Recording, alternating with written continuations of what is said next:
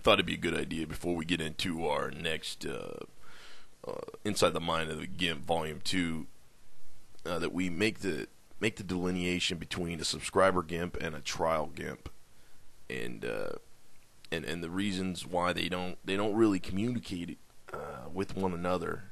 And I don't know if you've noticed this before or not, but maybe I'll give you an example of like, you know, that race alliance chat crap that these Gimps are always talking in.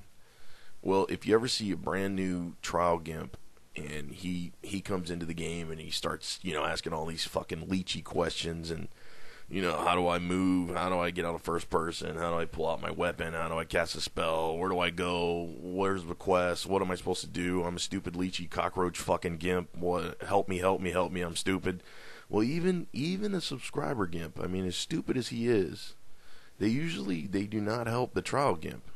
I mean, they know that the trial Gimp he's a leechy fucking cockroach Gimp. I mean, and I mean, you do have those rare cases of the guys in wheelchairs that are talking through computers and shit, like that fucking guy talking about the fucking galaxy and shit, and shit like that. You know, I mean, they do fucking help because I mean, they're off the fucking chart on Gimpdom. That, I mean, they know not what they do and shit, but for the most part, even amongst themselves, they don't interact. I mean, the subscriber Gimp and the trial Gimp, they don't really interact that much. Alright, well, welcome back for second edition, or volume 2, Inside the Mind of a Gimp. And the first scene here you're going to see is we got 3 Gimps, 3 trial Gimps come in, and they all look similar, which is an oddity. And that already led us to believe that they are, you know, all together.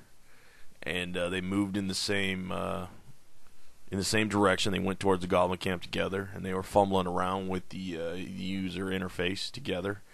And so what our mission was in this particular occasion is to try to get the Gimps. You know, we like to do the old kickball Gimp, and we just kickball them up in the air.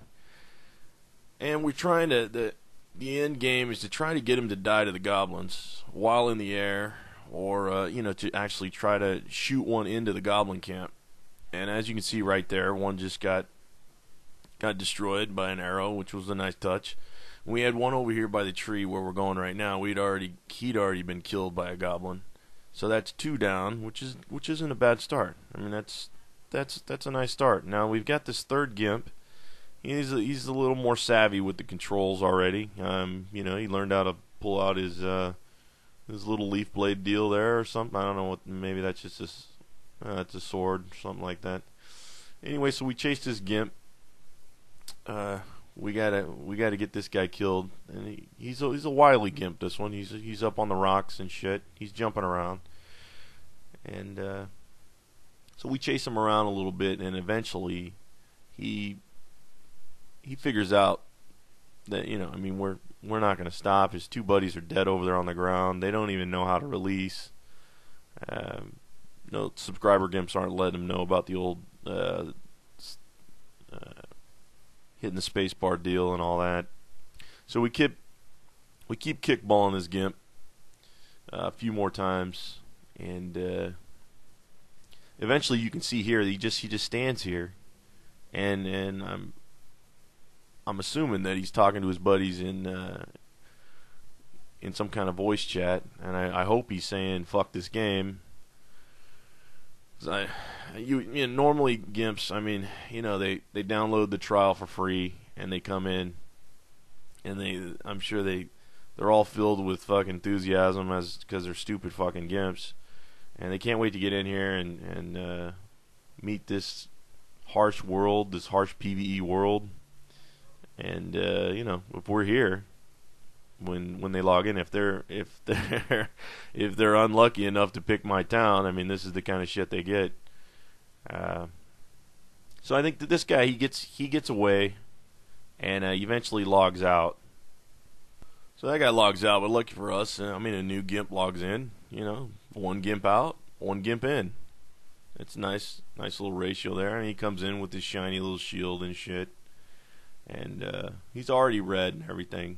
I mean, we were beating him around about an hour prior to this, and So I guess he came back thinking that we'd be gone, and well, of course we're not. So we've been waiting on him.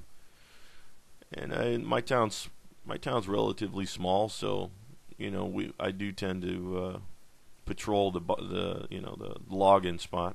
So this guy comes in, and he starts sending me tells, you're retard, and I mean all the niceties that the Gimps like to say to me, which is fun. And so he continues to send me tells. All the while we're still ping-ponging him, and really what we're trying to do, as I already said prior to this, I mean this is a totally different Gimp. So this is this is its own standalone Gimpness, and we're trying to ping-pong him into the to the Goblin Camp. I mean look at the guy up in the tree. I mean that's fucking nice, man. I think that's a nice touch. We're doing this. I mean in each game we play, there's always some mechanic that the developers fuck up and they overlook, and this is one of them right here. I mean, I'm sure they're gonna fix this because of how much grief we've imposed on these Gimps through this mechanic alone. I mean, we have been doing this nonstop for 2 weeks since we figured it out, and it's nice. I mean, it's one of my favorites in a lot the past games we played. This one I like a lot because you can do it near the towers.